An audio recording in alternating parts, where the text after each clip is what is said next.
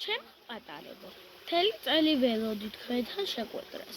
აი აცივდა თუ არა, ვიჩქარე და თქვენსკენ გამოვეშურე. ჩემს დაძმებს გამოვასწარი, მაგრამ როგორც ამბობენ, ერთი ფიფქი ზამთარს ვერ მოიყვანსო. ხო და ახლა ველოდები როდის დაეშვებიან, სხვებით ციდან, რომ თეთრად გადავფაროთ მთები და მდელოები, სახლები და ქუჩები, ხეები და ბუჩქები, ვიდრე სხვებით მოფარფატდებიან. მე ამბავს გიამბობთ, რომელიც ერთ პატარა ლამაზ ქალაქში მოხდა. მეგობრებო, დღეს ჩვენ ქართველი ავტორის წიგნს განვიხილავთ, ვასო გულეურის წიგნს. ეს არის დაბრუნებული ბგერები. მართალია, ეხლა სულ მზეა და არ თოვს, მაგრამ მე საშობაო არდადეგებზე წავიკითხე ეს წიგნი და ეს წიგნი შობას უკავშირდება. მთავარი პერსონაჟები არიან ორი ელფი, ელუ და ალბი და მორენდო. ელუ და ალბი ყოველთვის დაეხმარებიან მის მეგობარ მარიას, ძენ სოფიას და ასე შემდეგ. მაგრამ მორენდოს სურს, რომ ცუდი ამბები განახორციელოს ქალაქში და ყველას ბგერები წაართვას. ეხლა გიამბობთ ამ წიგნზე. ეს წიგნი არის იმაზე, როგორ მოიპარა მორენდო ბგერები და როგორ გაათავისუფლეს ისინი ელფებმა.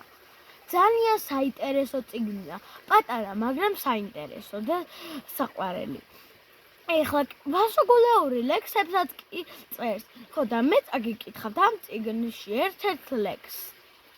ყველამ გაიგოს ეს ხმები, ქვეყანას უნდა მოედოს, თუ ყველა ერთად ვიქნებით, ვაჯობებთ ბოროტ მორენდოს. თუ კი გვერდიგვერდ დავდგებით, ვერავინ ვერ მოგვერება, თქვენი პატრონები გელიან, გარეთ გამოდით ბგერებო. ძალიან კარგი ლექსია და ძალიან კარგი წიგნია. მე აღშფოთებული ვარ ამ წიგნით. ძალიან საყვარლები არიან ბრძენი სოფია, ყოველთვის დაეხმარება ელფებს და ყოველთვის დაუდგება მხარში. მე დახასიათებულიც მყავს ეს ბგერები და ელფები. ელფები ძალიან ჭკვიანები არიან და მოხერხებულები.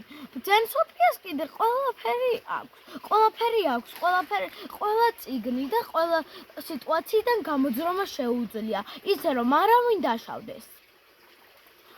ბოლოს მორენდო მისი თუდით აქციელის გამო დაისჯება და ხმას თვითონ დაკარგავს. მე მორენდოს გავაკეთილშობილებთ და გაგრძელებას როცა დავწერ, გავაკეთილშობილებ მას. თქვენც დაწერეთ, რა გინდათ, რომ გააკეთებინოთ მორენდოს, კი გააკეთილშობილებთ, გინდათ ახალი პერსონაჟები შეამატეთ. მე ვიღაცეები შევამატე, მაგალითად ჭრელა და ჭულა, ბრძენი ნიგო, სუპერ ტომი და ასე შემდეგ. მომავალ წიგნამდე ნახვამდის და არ დაგავიწყდეთ ამ წიგნის წაკითხვა. ცობა ვისაც უყვარს, ყველას მოეწონება.